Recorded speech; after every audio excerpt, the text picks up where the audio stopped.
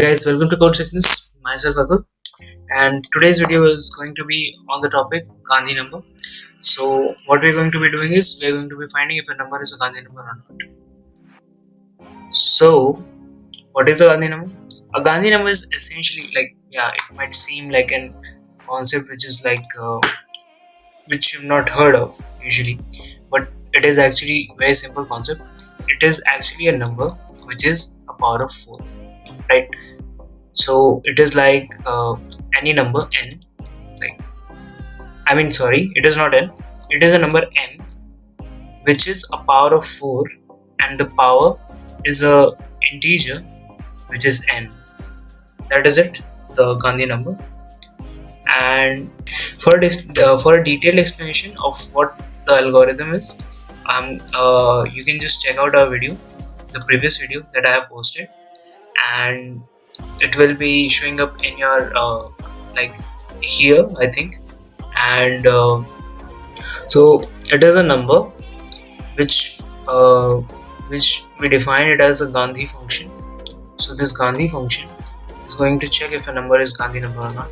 So this Gandhi function will take n, and this n will be subjected to various conditions. First condition will be if it is 0 or not, because 0 will make it not a Gandhi number. 0 is not a power of 4, that's why it is not a Gandhi number, right? Then because dividing 0 is actually tricky, that's why we are taking it as not a Gandhi number again. Then from values 1 to any large value, we will consider if it is Gandhi number or not, and we'll check it by dividing it continuously by 4 until we get down to 1, right? So what that means essentially is that if I have a number like 64, so if we divide it by 4, we'll get 16. If we divide it by 4 again, we'll get 4, and if we divide it by 4 again, now we'll get 1, right? So finally we got 1. This number is a Gandhi number. But for any other number, for any other number which has some factors of 4 but not all the factors, like not all of them are 4s, let's say 24, so this has like 4 into 6, so this is not a Gandhi number, since once we can divide it by 4, but then we get 6, and if we divide by 4, we'll get a remainder of 2, which is not a Gandhi number. So we are basically checking if the remainder is 0 or not throughout the loop, so that if it is not if it doesn't satisfy that condition, then we will not consider it as a Gandhi number. So let me just proceed. I will define the function first. So it is public, and it is, let me just make it private. It's fine. Private. Then we have the boolean for return. Boolean. Okay, now Gandhi, and that's how we start. First we are going to check if it is 0 or not. So if n equals 0, double equals. Also I forgot to mention the type of n here, int n. If n equal to 0, return false, right? Because it is not a Gandhi number, right? We can just skip if we are just using one line, so we can just use this instead of braces. Now we have the other part, so we are going to run a loop, while loop, which will check if n is not equal to 1. So it will because we are going to be performing operations and dividing it continuously until it gets to 1. That's what this loop will run till for. So if by any chance, because this loop should run till 1, right? If that number can't run to 1, we will use another condition here, that is if n mod 4 is not equal to 0. So which means that basically if the remainder is not 0, on dividing by 4, will return false. So this should like keep the loop together without causing an infinite loop here. Now finally the operation that we're going to be performing, that is dividing it by 4. So n divide equals 4. This is a shorthand which basically says, if I can write it in the comments, n equals n by 4. That is all. That is all it says. That's it. So now we continue. So that's it for the loop, and then finally we will just return the value true here, right? So let me just analyze it for you a little bit. So what this statement will run for is based on n, right? So n will like make it loop as many times as we get. So the order, that is time complexity, should be measured in a way that we get how many times the loop will run, right? So that will be log 4 of n. Why? Since log 4 of n basically says what the power of n is and that many times it will run. Like for 64 it will run 3 times, right? So that is its complexity. It will be O3. And how do we arrive at that? We do log base 4 of 64 and we finally get 3. That is it. So 4 cube is 64. That's what we get here, and that's how it works. So let me just take the output now. Okay, so let me just run it. Oh wait, I first have to take input. I'm so sorry. Yeah, so to take input now, I will like make the main function which will like use all these values. So private public started. Let me just write main here. I'll use the shortcut. Now we have first we have to take the input. So we are going to import scanner.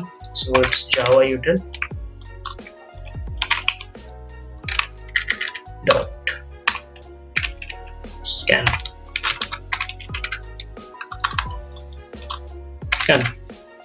Right. So since we have scanner now, let me just proceed with taking the input. So we'll first define a variable for it which will store the object. So it will be new scanner, this should be capital, system.in. Right. So since this is done, let me like use it to, let me first print it out. Sysout. You have to write the whole statement system.println, or you can use your IDE, whichever you use, and we get enter enter the value to test. Right. So that's how it will print, and then we will like take it in a value which is n, of course. So we'll take int n equals sc dot next int. So it will take the next integer value which will come in the buffer, which we'll be putting in. So since that is done, let me use it now, like by using if statement. So like we'll just use the Gandhi function directly. It will be Gandhi. Oh wait, I have to define the class variable now before using that function. So that will be let's say rec, then we have a name, let's say a equals new rec, and since we don't have any variables in the constructor, it's rec. Now we go to if. So if will be, let's say Gandhi, oh wait, a dot Gandhi, then n. Right. So if it is true, A. Gandhi is N, then we will go to, we'll print it out, sys out. It will be N plus is a Gandhi number, right? And after that we have to put an else statement here. Also, the same thing here. We can remove these braces, like parentheses. Sorry, we can remove those parentheses if we are only using one statement there. So we'll use this out. So it will be like N plus, it is the else statement, so it is not a Gandhi number, right? So that's how we get here, and I think the code is done. Yeah, that's it for the code. Let me just run it now.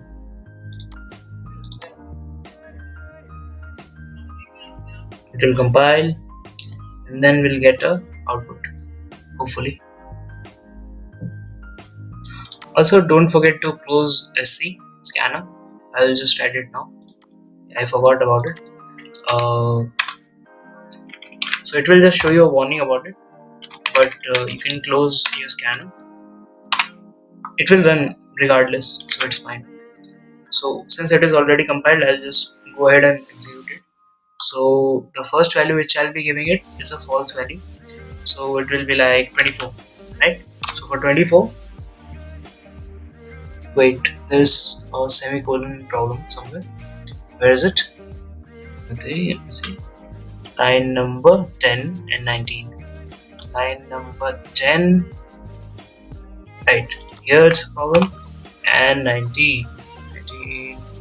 Wait, I think that was just the problem there. It was affecting this as well. Okay. Run. Yeah, now we got the output. Let me see 24. 24 is not a Gandhi number, right? And then we'll check for like a real value, which is a Gandhi number. So let's say 64. So it should play. Yeah, it's a Gandhi number. Let me give another example, which is a Gandhi number. It's 256. So 256 is a Gandhi number, and you can take numbers between them and which are not a Gandhi number. So that's it for today. Thanks for watching. Subscribe if you liked it, share if you loved it, and see you again. If you have any queries, you can post them down in the comments. It's very lively there sometimes, and we will try to resolve your queries as soon as possible. And of course, we don't know everything, so please feel free to enlighten us as well.